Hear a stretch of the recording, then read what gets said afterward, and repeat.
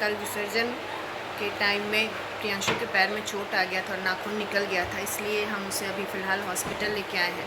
शाम में स्थिति अच्छी रही तो फिर हम लोग चलेंगे गणपति दर्शन के लिए। शाम में प्रियांशु के अच्छा महसूस करने पर हम गणपति दर्शन के लिए निकले। ये अंधेरी महागणपति जी का मंडप है।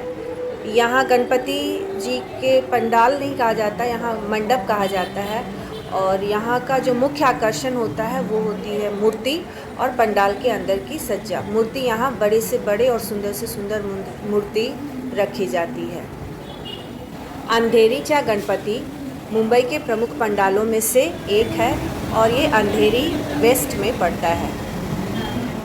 मुंबई के गणपति उत्सव की एक विशेषता है कि यहाँ गणेश जी का वस्त्र जो है वो रोज़ बदला जाता है। आप अगर रोज़ पंडाल जाएंगे तो गणपति जी की धोती और जो उनके कंधे पर रखा जाता अंग वस्त्र दोनों ही बदले जाते हैं अलग अलग रंगों में और सुंदर।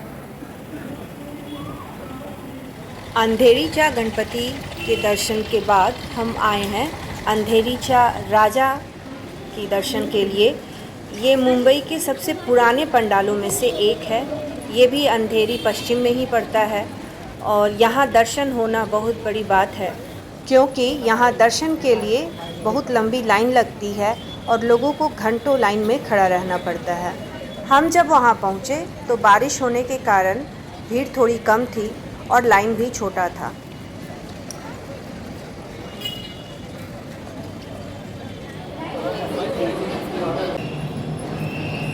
हम जब मंडप के अंदर पहुँचे तो आरती का समय हो चुका था, तो हमने गणपति जी की आरती वहाँ लाइन में खड़े खड़े की और आरती के बाद फिर दर्शन शुरू हुआ।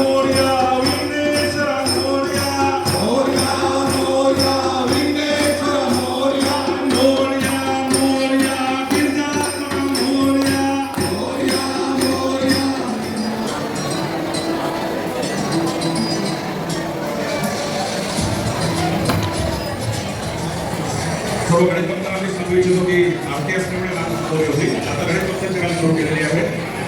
लोकसंपर्क पोलीस स्टेशनचे जी संपूर्ण टीम इथे आलेली आहे, बिराजदार साहेब यांचं आम्ही इथे हार्दिक स्वागत।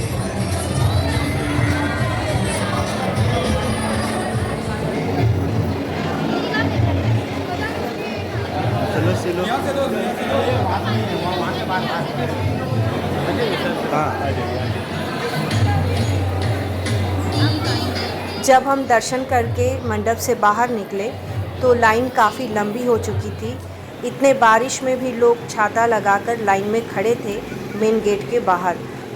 ये गणपति जी की कृपा थी कि हमें उतनी देर लाइन में खड़ा नहीं रहना पड़ा और हमें आरती भी सामने से देखने का सौभाग्य प्राप्त हुआ।